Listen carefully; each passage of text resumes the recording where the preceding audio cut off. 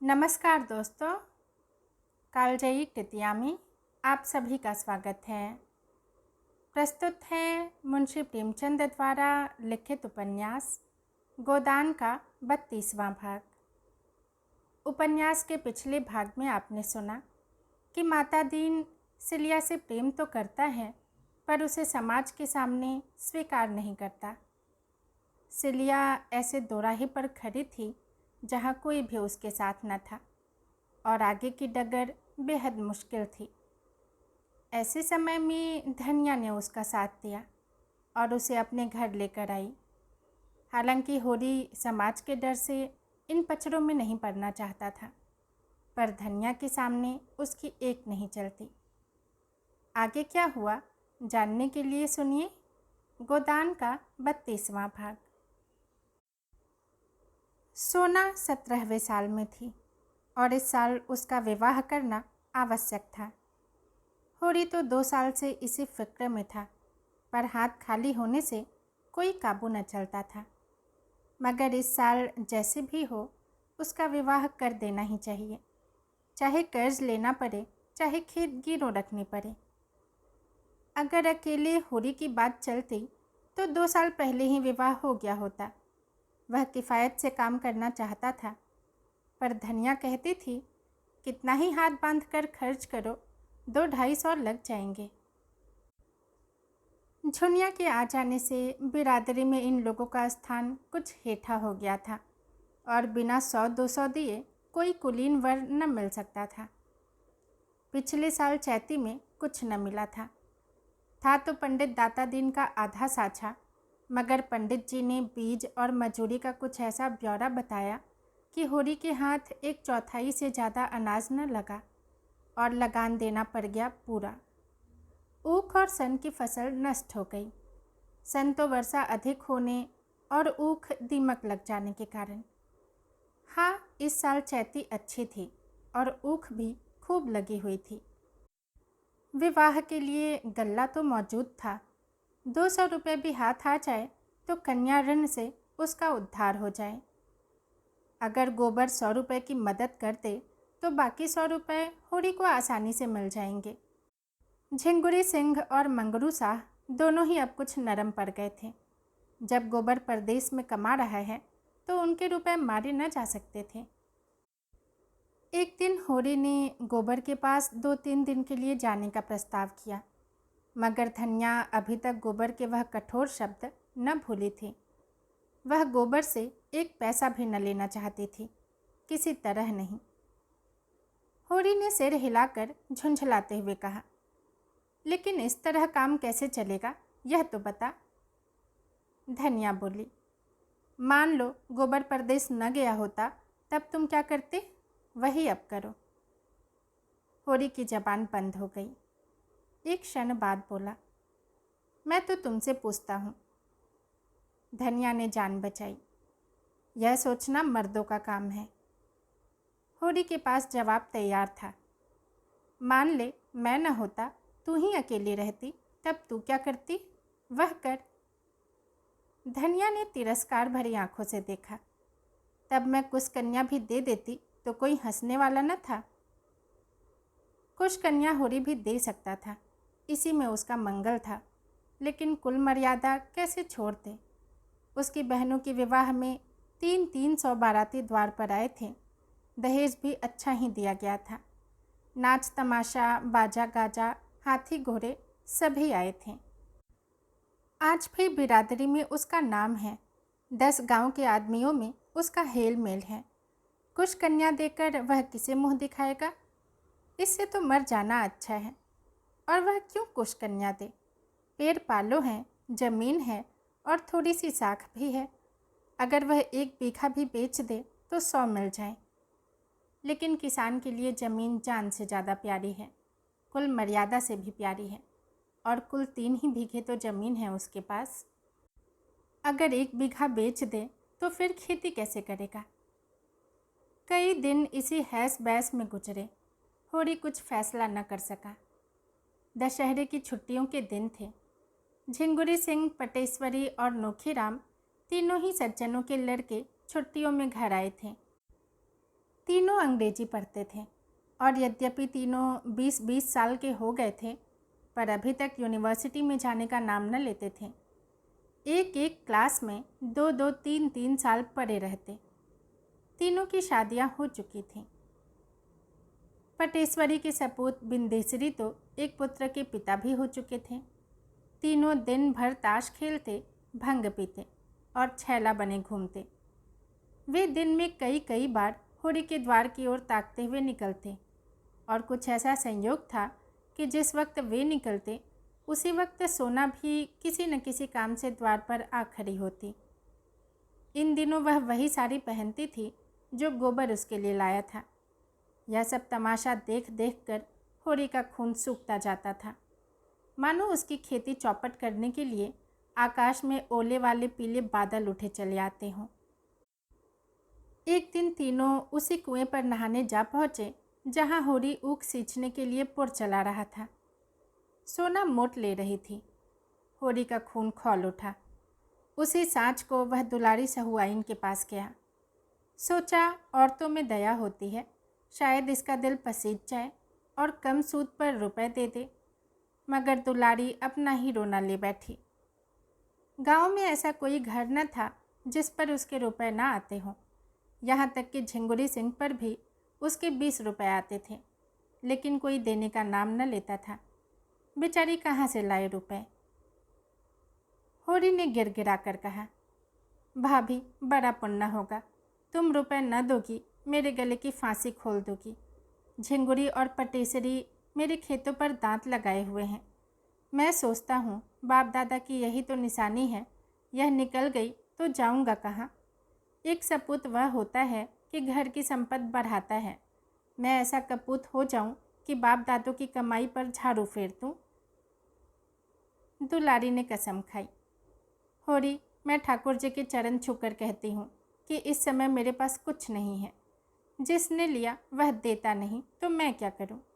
तुम कोई गैर तो नहीं हो, सोना भी मेरी ही लड़की है, लेकिन तुम ही बताओ मैं क्या करूँ। तुम्हारा ही भाई हीरा है, बैल के लिए 50 रुपए लिए, उसका तो कहीं नामो निशान नहीं है। उसकी घरवाली से मांगो तो लड़ने को तैयार। शोभा भी देखने में बड़ा सीधा साधा है, लेकिन पैसे देना नहीं जानता।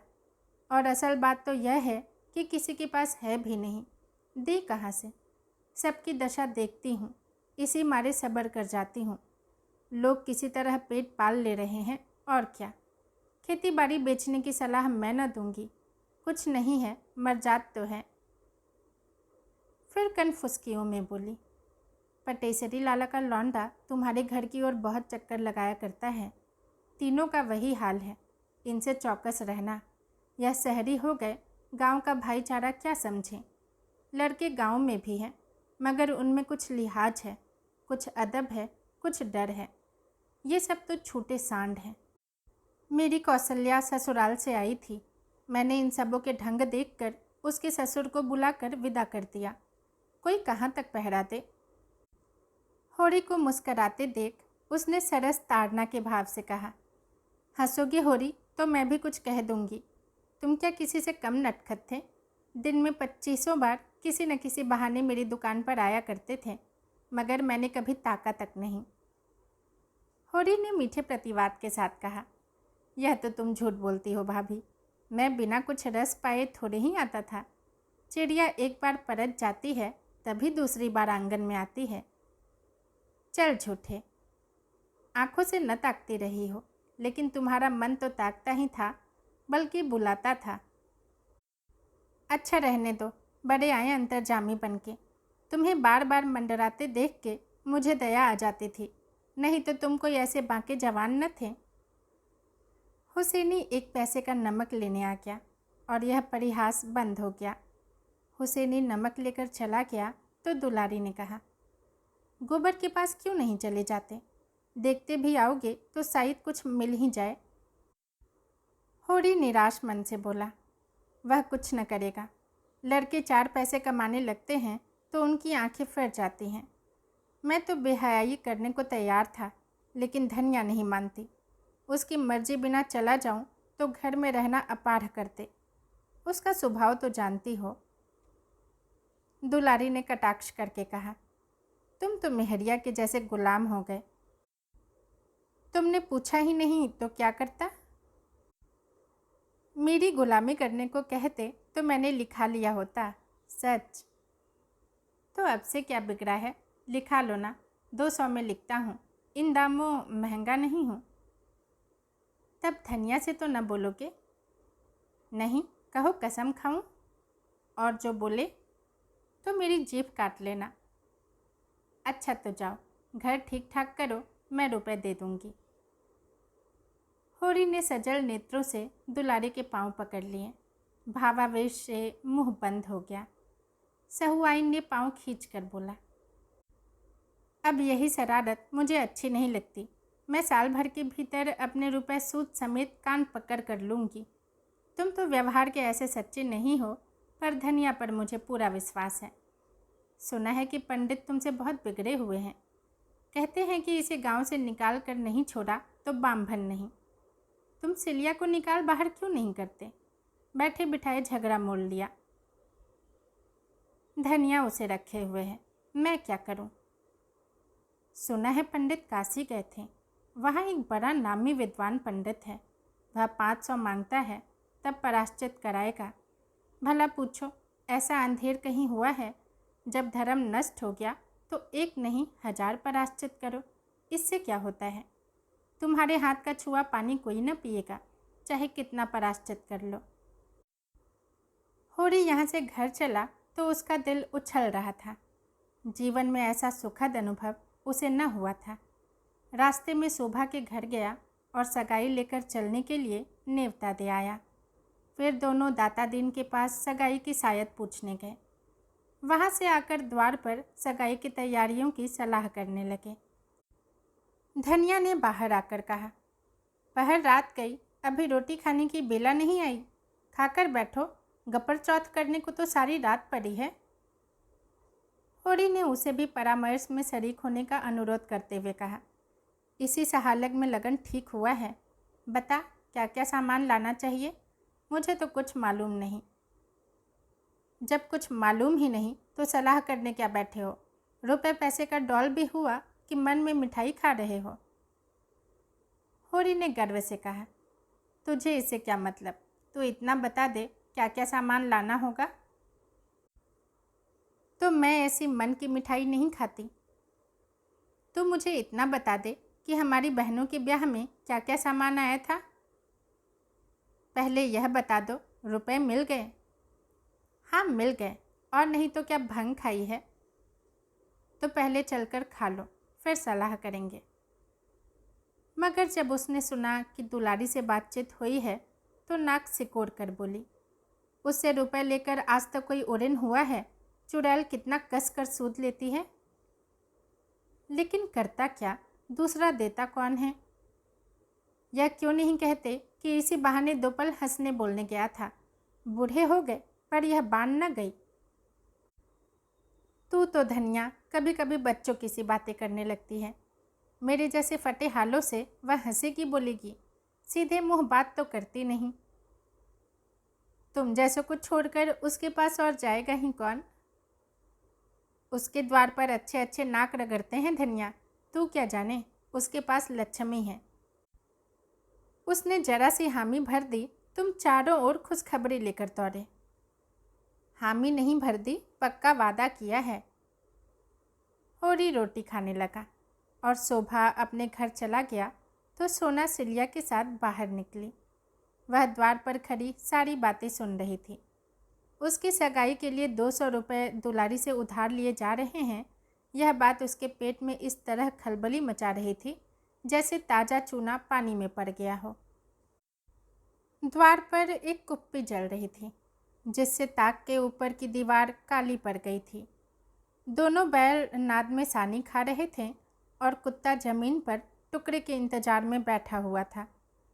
दोनों युवतियां बैलों की चरनी के पास आकर चुपचाप खड़ी हो गईं।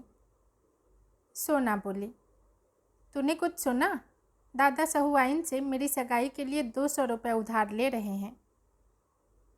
सिलिया घर का रत्ती रत्ती हाल जानती थी।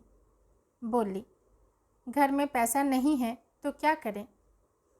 सोना ने सामने के काले वृक्षों की ओर ताकते हुए कहा, मैं ऐसा ब्याह नहीं करना चाहती जिससे माँ बाप को कर्ज लेना पड़े। कहाँ से देंगे बेचारे, पता पहले ही कर्ज के बोझ से दबे हुए हैं। 200 और ले लेंगे तो बोझा और भारी होगा कि नहीं। बिना दान दहेज के बड़े आदमियों का कहीं ब्याह होता है पगली। बिना दहेज के तो कोई बूढ़ा ठेला ही मिलेगा। जाएगी बूढ़े के साथ?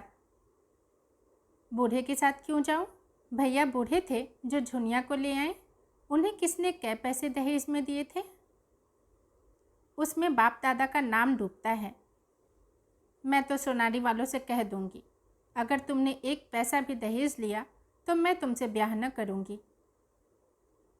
सोना का विवाह सोनारी के एक धनी किसान के लड़के से ठीक हुआ था, और जो वह कह दे कि मैं क्या करूं, तुम्हारे बाप देते हैं मेरे बाप लेते हैं, इसमें मेरा क्या अख्तियार है। सोना ने जिस अस्त्र को रामबाण समझा था, अब मालूम हुआ कि वह बांस की केन है। वह हताश होकर बोली, मैं एक बार उसे कहकर देख लेना चाहती हूँ। अगर उसने कह दिया मेरा कोई अख्तियार नहीं है तो क्या गोमती यहाँ से बहुत दूर है, डूब मरूंगी। माँ बाप ने मर मर के पाला पोसा, उसका बदला क्या यही है कि उनके घर से जाने लगूं तो उन्हें कर्जे से और लादती जाऊं। माँ बाप को भगवान ने दिया होता तो खुशी से जितना चाहें लड़की को दे, मैं मना नहीं करती।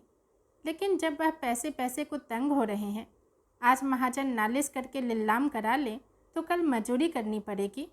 तो कन्या का धर्म यही है कि डूब मरे। घर की ज़मीन जायदाद तो बच जाएगी, रोटी का सहारा तो रह जाएगा।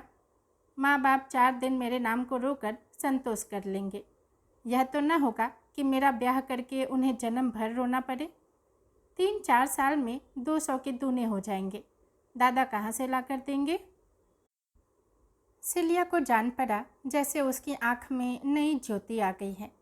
आवेश में सोना को छाती से लगाकर बोली, तूने इतनी अक्ल कहाँ से सीख ली सोना? देखने में तो तू बड़ी भोली भाली है। इसमें अक्ल की कौन बात है चुड़ैल? क्या मेरी आँख नहीं है कि मैं पागल हूँ? 200 मेरे ब्याह में ले, 3-4 साल में वह दूना हो जाए, तब रुपया के ब्याह में 200 और ले। जो कुछ खेती बाड़ी है सब लीलाम तिलाम हो जाए और द्वार द्वार पर भीख मांगते फिरे। यही ना, इससे तो कहीं अच्छा है कि मैं अपनी जान दे दूँ। मुँह अंधेरे सोनारी चली जाना और उसे बुला लाना, मगर नहीं, बुलाने का काम नहीं। मुझे उसे बोलते लाज आएगी। तू ही मेरा यह संदेशा कह देना, देख क्या जवाब देते हैं। कौन दूर है, नदी के उस पार ही तो है। कभी कभी ढोर लेकर इधर आ जाता है। एक बार उसकी भैंस मेरे खेत में पड़ गई थी तो मैंने उसे बहुत गालियाँ दी थी। हाथ जोड़ने लगा। हाँ यह तो बता, इधर मतई से तेरी भेंट नहीं हुई? सुना बाम्भन लोग उन्हें बिरादरी में नहीं ले रहे हैं। सिलिया ने हिकारत के साथ कहा, बिरादरी में क्यों न लेंगे। हाँ, बूढ़ा रुपए खर्च नहीं करना चाहता। इसको पैसा मिल जाए तो झूठी गंगा उठा ले। लड़का आजकल बाहर उसारे में टिक कर लगाता है। तो उसे छोड़ क्यों नहीं देती? अपनी बिरादरी में किसी के साथ जा बैठ और आराम से रह, वह तेरा अपमान तो न करेगा। हाँ रे, क्यों नहीं। मेरे पीछे इस बेचारे की इतनी दुर्दशा हुई, अब मैं उसे छोड़ दूँ? अब वह चाहे पंडित बन जाए चाहे देवता बन जाए, मेरे लिए तो वही मतई है जो मेरे पैरों पर सिर रगड़ा करता था। और बाम्भन भी हो जाए और बाम्भनी से ब्याह भी कर ले, फिर भी जितनी सेवा मैंने उसकी की है वह कोई बाम्भनी क्या करेगी। अभी मान मर्जात के मोह में वह चाहे मुझे छोड़ दे, लेकिन देख लेना फिर दौरा आएगा। आ चुका, अब तुझे पा जाए तो कच्चा ही खा जाए। तो उसे बुलाने ही कौन जाता है? अपना अपना धर्म अपने अपने साथ है।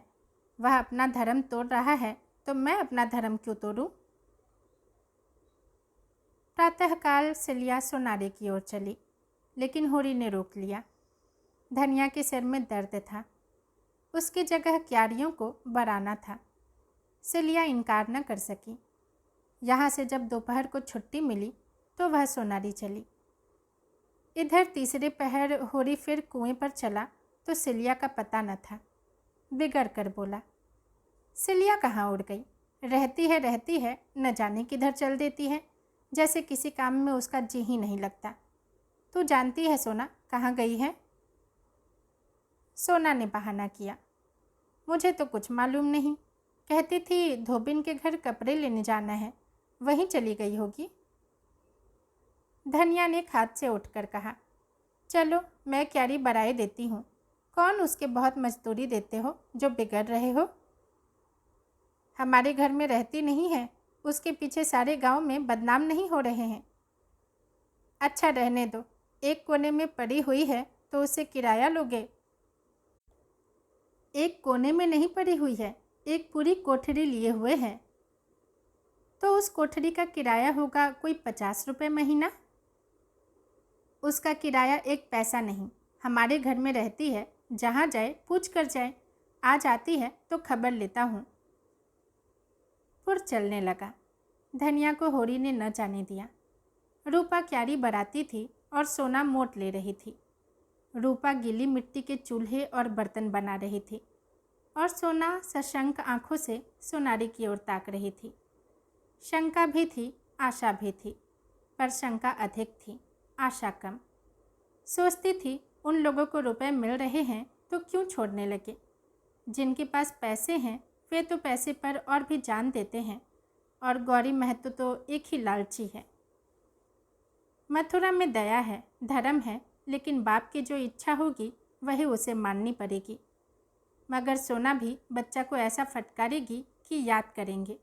वह साफ कहेगी, जाकर किसी धनी लड़की से ब्याह कर, तो जैसे पुरुष के साथ मेरा निबाह न होगा। कहीं गौरी महतो मान गए तो वह उनके चरण धो धो कर पिएगी, उनकी ऐसी सेवा करेगी कि अपने बाप की भी न की होगी, और सिलिया को भर पेट मिठाई खिलाएगी। गोबर ने उसे जो रुपया दिया था उसे वह अभी तक संचे हुए थी। इस मृदु कल्पना से उसकी आंखें चमक उठी और कपोलों पर हल्की सी लाली दौड़ गई। मगर सिलिया अभी तक आई क्यों नहीं? कौन बड़ी दूर है, ना आने दिया होगा उन लोगों ने। आहा, वह आ रही है, लेकिन बहुत धीरे धीरे आती है। सोना का दिल बैठ गया। अब आगे नहीं माने शायद, नहीं तो सिलिया दौड़ती आती। तो सोना से हो चुका ब्याह, मुंह धो रखो। सिलिया आई जरूर, पर कुएं पर ना आकर खेत में क्यारी बराने लगी। डर रही थी होरी पूछेंगे कहाँ थी अब तक, तो क्या जवाब देगी। सोना ने यह 2 घंटे का समय बड़ी मुश्किल से काटा, पर छूटते ही वह भागी हुई सिलिया के पास पहुंची। वहाँ जाकर तू मर गई थी क्या? ताकते ताकते आंखें फूट गईं। सिलिया को बुरा लगा। तो क्या मैं वहाँ सोती थी? इस तरह की बातचीत राह चलते थोड़ी ही हो जाती है, अवसर देखना पड़ता है। मथुरा नदी की ओर ढोर चराने गए थे। खोजती खोजती उसके पास गई और तेरा संदेशा कहा। ऐसा प्रसन्न हुआ कि तुझसे क्या कहूँ। मेरे पाँव पर गिर पड़ा और बोला, सिल्लो, मैंने जब से सुना है कि सोना मेरे घर आ रही है, तब से आंखों की नींद हर गई है। उसकी वह गालियाँ मुझे फल गईं, लेकिन काका को क्या करूं, वह किसी की नहीं सुनते। सोना ने टोका। तो न सुने, सोना भी जिद्दन है, जो कहा है वह कर दिखाएगी, फिर हाथ मलते रह जाएंगे। बस उसी क्षण ढोरों को वहीं छोड़ मुझे लिए गौरी महतो के पास गया। महतो के 4 पुर चलते हैं, कुआं भी उन्हीं का है, 10 बीघे का ऊख है। महतो को देख के मुझे हंसी आ गई, जैसे कोई घसियारा हो। हाँ, भाग का बली है। बाप बेटे में खूब कहा सुनी हुई। गौरी महतो कहते थे, तुझसे क्या मतलब, मैं चाहे कुछ लूँ या न लूँ, तू कौन होता है बोलने वाला। मथुरा कहता था, तुमको लेना देना है तो मेरा ब्याह मत करो, मैं अपना ब्याह जैसे चाहूँगा कर लूँगा। बात बढ़ गई और गौरी महतो ने पनहिया उतार कर मथुरा को खूब पीटा। कोई दूसरा लड़का इतना मार खाकर बिगड़ खड़ा होता। मथुरा एक घुसा भी जमा देता तो महतो फिर न उठते, मगर बेचारा 50 जूते खाकर भी कुछ न बोला। आंखों में आंसू भरे मेरी और गरीबों की तरह ताकता हुआ चला गया। तब महतो मुझ पर बिगड़ने लगे। सैकड़ों गालियाँ दी, मगर मैं क्यों सुनने लगी थी। मुझे उनका क्या डर था। मैंने साफ कह दिया, महतो, 200-300 कोई भारी रकम नहीं है, और होरी महतो इतने में बिक न जाएंगे, न तुम ही धनवान हो जाओगे। वह सब धन नाच तमाशे में ही उड़ जाएगा। हाँ, ऐसी बहू न पाओगे। सोना ने आंखों से नीर बहाते हुए पूछा, महतो इतनी ही बात पर उन्हें मारने लगे? सिलिया ने यह बात छिपा रखी थी। ऐसी अपमान की बात सोना के कानों में न डालना चाहती थी, पर यह प्रश्न सुनकर संयम न रख सकी। बोली, वही गोबर भैया वाली बात थी। महतो ने कहा, आदमी जूठा तभी खाता है जब मीठा हो, कलंक चांदी से ही धुलता है। इस पर मथुरा बोला, काका, कौन घर कलंक से बचा हुआ है? हाँ, किसी का खुल गया, किसी का छिपा हुआ है। गौरी महतो भी पहले एक चमारिन में फंसे थे, उससे 2 लड़के भी हैं। मथुरा के मुंह से इतना निकलना था कि डोकरे पर जैसे भूत सवार हो गया। जितना लालची है उतना ही क्रोधी भी, बिना लिए न मानेगा। दोनों घर चली। सोना के सिर पर चरसा, रस्सा और जुए का भारी बोझ था, पर इस समय वह उसे फूल से भी हल्का लग रहा था। उसके अंतःस्थल में जैसे आनंद और स्फूर्ति का सोता खुल गया हो। मथुरा की वह वीर मूर्ति सामने खड़ी थी, और वह जैसे उसे अपने हृदय में बैठाकर उसके चरण आंसुओं से पखार रही थी। जैसे आकाश की देवियाँ उसे गोद में उठाए आकाश में छाई हुई लालिमा में लिए चली जा रही हों। उसी रात को सोना को बड़े जोर का ज्वर आया। तीसरे दिन गौरी महतो ने नाई के हाथ एक पत्र भेजा। स्वस्ति श्री सर्वोपमा जोग श्री होरी महतो को गौरी राम का राम राम बाँचना। आगे जो हम लोगों में दहेज की बातचीत हुई थी, उस पर हमने शांत मन से विचार किया। समझ में आया कि लेन देन से वर और कन्या दोनों के ही घर जेरबार होते हैं। जब हमारा तुम्हारा संबंध हो गया तो हमें ऐसा व्यवहार करना चाहिए कि किसी को ना अखरे। तुम दान दहेज की कोई फिक्र मत करना, हम तुमको सौगंध देते हैं। जो कुछ मोटा महीन जुड़े बारातियों को खिला देना, हम वह भी न मांगेंगे। रसद का इंतजाम हमने कर लिया है। हाँ, तुम खुशी खुर्रमी में हमारी जो खातिर करोगे वह सिर झुकाकर स्वीकार करेंगे। होरी ने पत्र पढ़ा और दौड़े हुए भीतर जाकर धनिया को सुनाया। वह हर्ष के मारे उछला पड़ता था, मगर धनिया किसी विचार में डूबी बैठी रही। एक क्षण के बाद बोली, यह गौरी महतो की भलमनसी है, लेकिन हमें भी तो अपनी मर्जात का निबाह करना है। संसार क्या कहेगा? रुपया हाथ का मैल है, उसके लिए कुल मर्जात नहीं छोड़ी जाती। जो कुछ हमसे हो सकेगा देंगे, और गौरी महतो को लेना पड़ेगा। तुम यही जवाब लिख दो। माँ बाप की कमाई में क्या लड़की का कोई हक नहीं है? नहीं, लिखना क्या है? चलो, मैं नाई से संदेशा कहलाई देती हूँ। होरी हतबुद्धि सा आंगन में खड़ा था, और धनिया उस उदारता की प्रतिक्रिया में जो गौरी महतो की सज्जनता ने जगा दी थी, संदेशा कह रही थी। फिर उसने नाई को रस पिलाया और विदाई देकर विदा किया। वह चला गया तो होरी ने निराश भाव से कहा, यह तूने क्या कर डाला धनिया? तेरा मिजाज आज तक मेरी समझ में ना आया। तू आगे भी चलती है, पीछे भी चलती है। पहले तो इस बात पर लड़ रही थी कि किसी से एक पैसा कर्ज मत लो, कुछ देने दिलाने का काम नहीं है, और जब भगवान ने गौरी के भीतर बैठकर यह पत्र लिखवाया तो तूने कुल मर्जात का राग छेड़ दिया। तेरा मरम भगवान ही जाने। धनिया बोली, मुँह देखकर बीड़ा दिया जाता है, जानते हो कि नहीं? तब गौरी अपनी शान दिखाते थे, अब वह भलमनसी दिखा रहे हैं। ईंट का जवाब चाहे पत्थर हो, लेकिन सलाम का जवाब तो गाली नहीं है। होरी ने नाक से कोड़कर कहा, तो दिखा अपनी भलमनसी, देखे कहाँ से रुपए लाती है। धनिया आंखें चमकाकर बोली, रुपए लाना मेरा काम नहीं है, तुम्हारा काम है। मैं तो दुलारी से ही लूँगा। ले लो उसी से, सूद तो सभी लेंगे। जब डूबना ही है तो क्या तालाब और क्या गंगा। होरी बाहर आकर चिलम पीने लगा। कितने मज़े से गला छूटा जाता था, लेकिन धनिया जब जान छोड़े तब तो, यह जब देखो उल्टी ही चलती है। इसके सिर पर जैसे कोई भूत सवार हो जाता है। घर की दशा देखकर भी इसकी आंखें नहीं खुलती। भोला इधर दूसरी सगाई लाए थे। औरत के बगैर उनका जीवन नीरस था। जब तक झुनिया थी उन्हें हुक्का पानी दे देती थी, समय से खाने को बुला ले जाती थी। अब बेचारे अनाथ से हो गए थे। बहुओं को घर के काम धाम से छुट्टी न मिलती थी, उनकी क्या सेवा सत्कार करती। इसलिए अब सगाई परमावश्यक हो गई थी। संयोग से एक जवान विधवा मिल गई जिसके पति का देहांत हुए केवल 3 महीने हुए थे। एक लड़का भी था। भोला की लार टपक पड़ी। झटपट शिकार मार लाए। जब तक सगाई न हुई उसका घर खोद डाला। अभी तक उसके घर में जो कुछ था बहुओं का था। जो चाहती थी करती थी, जैसे चाहती थी रहती थी।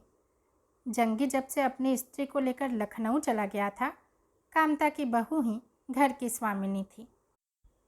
5-6 महीनों में ही उसने 30-40 रुपए अपने हाथ में कर लिए थे। सेर आधा सेर दूध दही चोरी से बेच लेती थी। अब स्वामिनी हुई उसकी सौतेली सास। उसका नियंत्रण बहू को बुरा लगता था और आए दिन दोनों में तकरार होती रहती थी। यहाँ तक कि औरतों के पीछे भोला और कामता में भी कहासुनी हो गई। झगड़ा इतना बढ़ गया कि अलगौछे की नौबत आ गई। और यह रीति सनातन से चली आई है कि अलगौछे के समय मारपीट अवश्य हो। यहाँ भी उस रीति का पालन किया गया। कामता जवान आदमी था। भोला का उस पर जो कुछ दबाव था वह पिता के नाते था, मगर नई स्त्री लाकर बेटे से आदर पाने का अब उसे कोई हक न रहा था। कम से कम कामता इसे स्वीकार न करता था। उसने भोला को पटक कर कई लातें जमाई और घर से निकाल दिया। घर की चीज़ें न छूने दी। गांव वालों में भी किसी ने भोला का पक्ष न लिया। नई सगाई ने भोला को नक्कू बना दिया था। रात तो उन्होंने किसी तरह एक पेड़ के नीचे काटी। सुबह होते ही नोखेराम के पास जा पहुँचे और अपनी फरियाद सुनाई। भोला का गांव उन्हीं के इलाके में था और इलाके भर के मालिक मुखिया जो कुछ थे वही थे। नोखेराम को भोला पर तो क्या दया आती, पर उनके साथ एक चटपटी रंगीली स्त्री देखी तो चटपट आश्रय देने को राजी हो गए। जहाँ उनकी गायें बनती थीं वहीं एक कोठरी रहने को दे दी। अपने जानवरों की देखभाल सानी भूसे के लिए उन्हें एकाएक एक जानकार आदमी की ज़रूरत महसूस होने लगी। भोला को 3 रुपया महीना और सेर भर रोजाना अनाज पर नौकर रख लिया। नोखेराम नाटे मोटे खलवाट लंबी नाक और छोटी छोटी आँखों वाले सांवले आदमी थे। बड़ा सा पगड़ बांधते, नीचा कुर्ता पहनते और जाड़ों में लिहाफ ओढ़कर बाहर आते जाते थे। उन्हें तेल की मालिश कराने में बड़ा आनंद आता था, इसलिए उनके कपड़े हमेशा मैले चिकट रहते थे। उनका परिवार बहुत बड़ा था। 7 भाई और उनके बाल बच्चे सभी उन्हीं पर आश्रित थे। उस पर स्वयं उनका लड़का 9वें दर्जे में अंग्रेजी पढ़ता था और उसका बबुआई ठाठ निभाना कोई आसान काम न था। राय साहब से उन्हें केवल 12 रुपये वेतन मिलता था, मगर खर्च 100 रुपये से कौड़ी कम न था। इसलिए असामी किसी तरह उनके चंगुल में फंस जाए तो बिना उसे अच्छी तरह चूसे न छोड़ते थे। पहले 6 रुपये वेतन मिलता था, तब असामियों से इतनी नोच खसोट न करते थे। जब से 12 रुपये हो गए थे तब से उनकी तृष्णा और भी बढ़ गई थी, इसलिए राय साहब उनकी तरक्की न करते थे। गांव में और तो सभी किसी न किसी रूप में उनका दबाव मानते थे। यहाँ तक कि दाता दीन और झिंगुरी सिंह भी उनकी खुशामद करते थे। केवल पटेश्वरी उनसे ताल ठोकने को हमेशा तैयार रहते थे। नोखेराम को अगर यह जोम था कि हम ब्राह्मण हैं और कायस्थों को उंगली पर नचाते हैं, तो पटेश्वरी को भी घमंड था कि हम कायस्थ हैं, कलम के बादशाह। इस मैदान में कोई हमसे क्या बाजी ले जाएगा। फिर वह जमींदार के नौकर नहीं, सरकार के नौकर हैं, जिसके राज में सूरज कभी नहीं डूबता। नोखेराम अगर एकादशी का व्रत रखते हैं और 5 ब्राह्मणों को भोजन कराते हैं, तो पटेश्वरी हर पूर्णमासी को सत्यनारायण की कथा सुनेंगे और 10 ब्राह्मणों को भोजन कराएंगे। जब से उनका जेठा लड़का सजावल हो गया था, नोखेराम इस ताक में रहते थे कि उनका लड़का किसी तरह 10वीं पास कर ले तो उसे कहीं भी नकल नवीसी दिलाते। इसलिए हुक्काम के पास फसली सौगातें लेकर बराबर सलामी करते रहते थे। एक और बात में पटेश्वरी उनसे बढ़े हुए थे। लोगों का ख्याल था कि वह विधवा कहारिन को रखे हुए हैं। अब नोखेराम को भी अपनी शान में यह कसर पूरी करने का अवसर मिलता हुआ जान पड़ा। भोला को ढांढस देते हुए बोले, तुम यहाँ आराम से रहो भोला, किसी बात का खटका नहीं। जिस चीज़ की ज़रूरत हो हमसे आकर कहो। तुम्हारी घरवाली है, उसके लिए भी कोई ना कोई काम निकल आएगा। बखारों में अनाज रखना, निकालना, पछोड़ना, फटकना क्या थोड़ा काम है? भोला ने अर्ज की, सरकार, एक बार कामता को बुलाकर पूछ लो, क्या बाप के साथ बेटे का यही सलूक होना चाहिए? घर हमने बनवाया, गाय भैंसें हमने ली, अब उसने सब कुछ हथिया लिया और हमें निकालकर बाहर किया। यह अन्याय नहीं तो क्या है? हमारे मालिक तो तुम ही हो, तुम्हारे दरबार में इसका फैसला होना चाहिए। नोखेराम ने समझाया, भोला, तुम उससे लड़कर पेश न पाओगे। उसने जैसा किया है उसकी सज़ा उसे भगवान देंगे। बेईमानी करके कोई आज तक फलीभूत हुआ है? संसार में अन्याय न होता तो इसे नरक क्यों कहा जाता? यहाँ न्याय और धर्म को कौन पूछता है? भगवान सब देखते हैं, संसार का रत्ती रत्ती हाल जानते हैं। तुम्हारे मन में इस समय क्या बात है, यह उनसे क्या छिपा है? इसी से तो अंतर्जामी कहलाते हैं। उनसे बचकर कोई कहाँ जाएगा? तुम चुप होके बैठो। भगवान की इच्छा हुई तो यहाँ तुम मुझसे बुरे न रहोगे। यहाँ से उठकर भोला ने होरी के पास जाकर अपना दुखड़ा रोया। होरी ने अपनी बीती सुनाई। लड़कों की आजकल कुछ न पूछो भोला भाई, मर मर कर पालो, जवान हो तो दुश्मन हो जाए। मेरे ही गोबर को देखो, माँ से लड़कर गया और सालों हो गए, न चिट्ठी न पत्तर। उसके लेखे तो माँ बाप मर गए। बिटिया का विवाह सिर पर है, लेकिन उससे कोई मतलब नहीं। खेत रेहन रख कर 200 रुपये लिए हैं। इज्जत आबरू का निबाह तो करना ही होगा। कामता ने बाप को निकाल बाहर तो किया, लेकिन अब उसे मालूम होने लगा कि बुढ़ा कितना कामकाजी आदमी था। सवेरे उठकर सानी पानी करना, दूध दोहना, फिर दूध लेकर बाजार जाना, वहाँ से आकर फिर सानी पानी करना, फिर दूध दोहना। एक पखवाड़े में उसका हुलिया बिगड़ गया। स्त्री पुरुष में लड़ाई हुई। स्त्री ने कहा, मैं जान देने के लिए तुम्हारे घर नहीं आई हुई। मेरी रोटी तुम्हें भारी हो तो मैं अपने घर चली जाऊं। कामता डरा, या कहीं चली जाए तो रोटी का ठिकाना भी न रहे, अपने हाथ से ठोकना पड़े। आखिर एक नौकर रखा, लेकिन उससे काम न चला। नौकर खली भूसा चूरा चुरा कर बेचने लगा। उसे अलग किया। फिर स्त्री पुरुष में लड़ाई हुई। स्त्री रूठ के मैके चली गई। कामता के हाथ पांव फूल गए। हार कर भोला के पास आया और चिरौरी करने लगा। दादा, मुझसे जो कुछ भूल चूक हुई हो माफ़ कर दो। अब चलकर घर संभालो, जैसे तुम रखोगे वैसे ही रहूँगा। भोला को यहाँ मजूरों की तरह रहना अखर रहा था। पहले महीने 2 महीने उसकी जो खातिर हुई, अब वह न थी। नोखेराम कभी कभी उसे चिलम भरने को या चारपाई बिछाने को भी कहते थे। तब बेचारा भोला जहर का घूंट पीकर रह जाता था।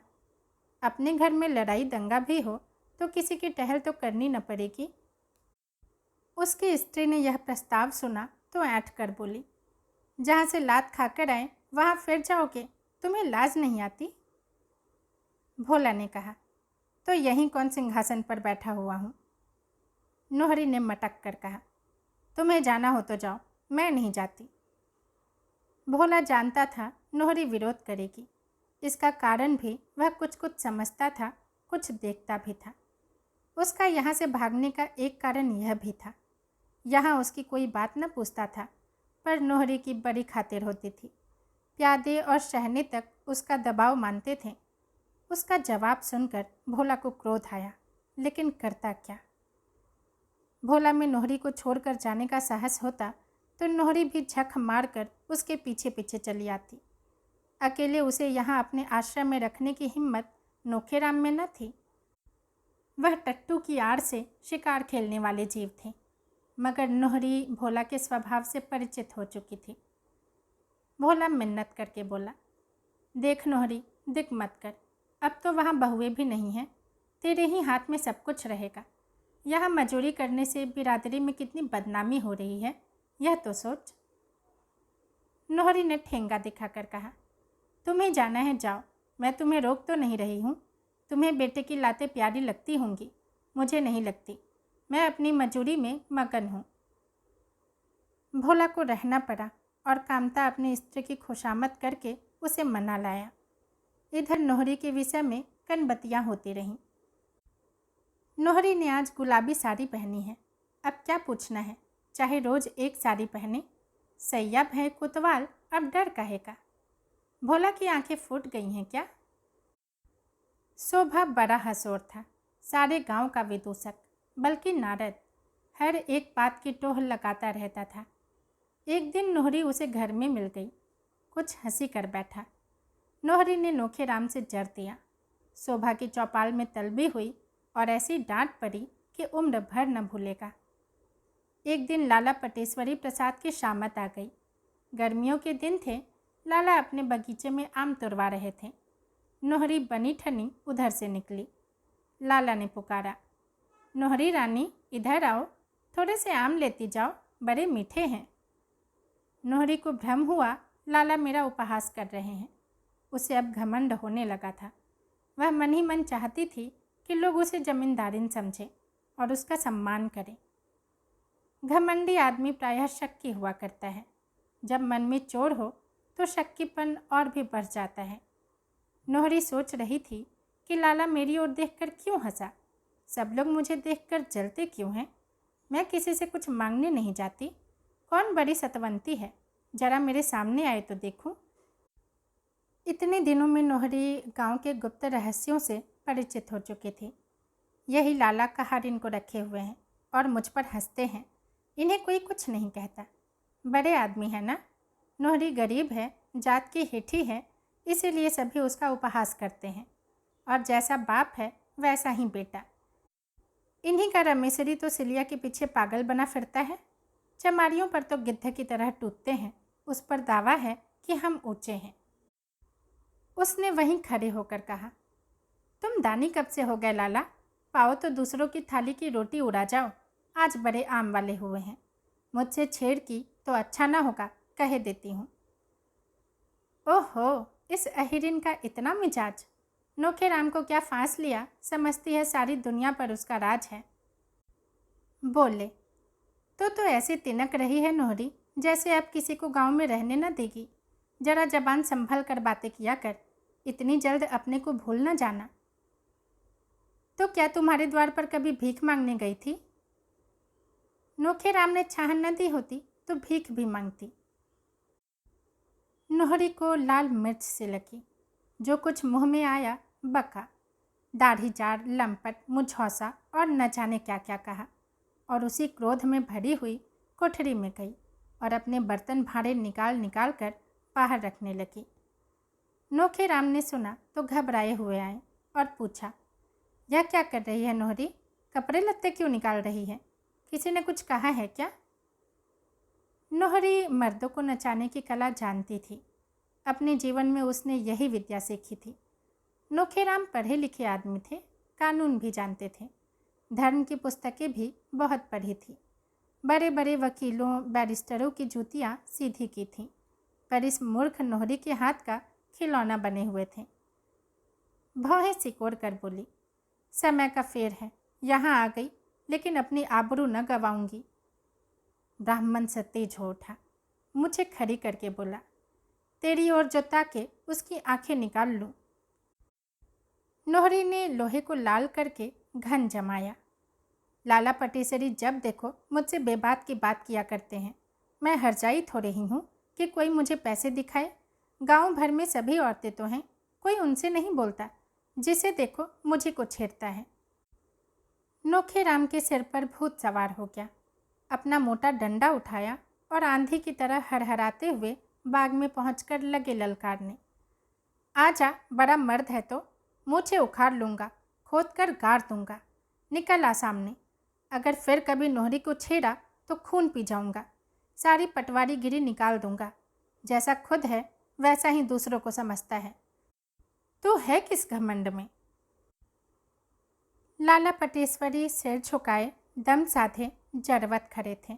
जरा भी जबान खोली और शामत आ गई।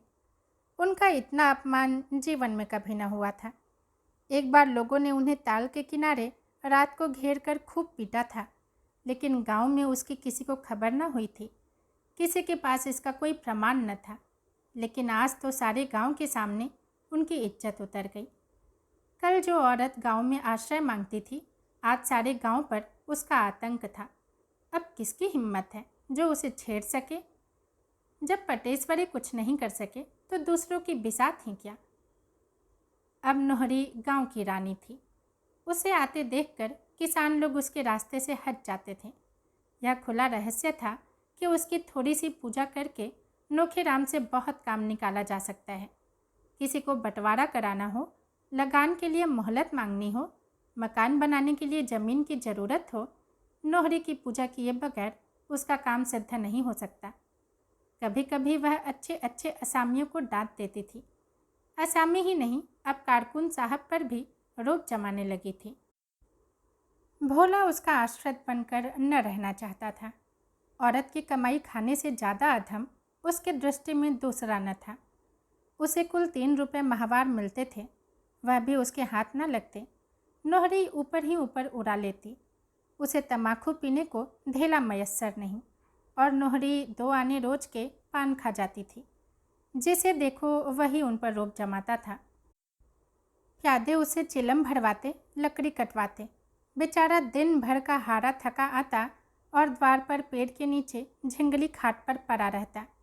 कोई एक लुटिया पानी देने वाला भी नहीं।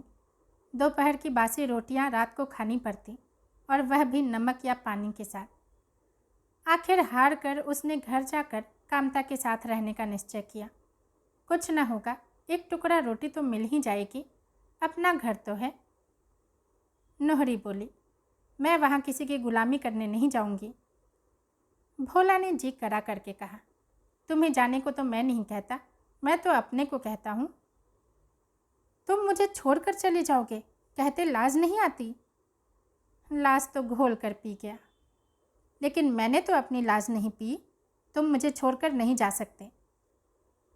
तू अपने मन की है तो मैं तेरी गुलामी क्यों करूं? पंचायत करके मुंह में कालिख लगा दूंगी, इतना समझ लेना। क्या अभी कुछ कम कालिख लगी है? क्या अब भी मुझे धोखे में रखना चाहती है? तुम तो ऐसा ताव दिखा रहे हो जैसे मुझे रोज गहनी ही तो गढ़वाते हो, तो यहाँ नोहरी किसी का ताव नहीं सहने वाली। भोला झल्ला कर उठे और सिरहाने से लकड़ी उठाकर चले कि नोहरी ने लपक कर उनका पहुंचा पकड़ लिया। उसके बलिष्ठ पंजों से निकलना भोला के लिए मुश्किल था। चुपके से कैदी की तरह बैठ गए। एक जमाना था जब वह औरतों को उंगलियों पर नचाया करते थे। आज वह एक औरत की करपाश में बंधे हुए हैं और किसी तरह निकल नहीं सकते। हाथ छुड़ाने की कोशिश करके वह पर्दा नहीं खोलना चाहते। अपनी सीमा का अनुमान उन्हें हो गया है, मगर वह क्यों उससे निडर होकर नहीं कह देते कि तू मेरे काम की नहीं है तो मैं तुझे त्यागता हूँ। पंचायत की धमकी देती है। पंचायत क्या कोई हव्वा है? अगर तुझे पंचायत का डर नहीं तो मैं क्यों पंचायत से डरूं? लेकिन यह भाव शब्दों में आने का साहस न कर सकता था। नोहरी ने जैसे उन पर कोई वशीकरण डाल दिया हो। दोस्तों, गोदान का 32वां भाग यहीं समाप्त होता है। यदि पसंद आया हो तो लाइक करें, कमेंट करें और चैनल को सब्सक्राइब भी ज़रूर करें। धन्यवाद।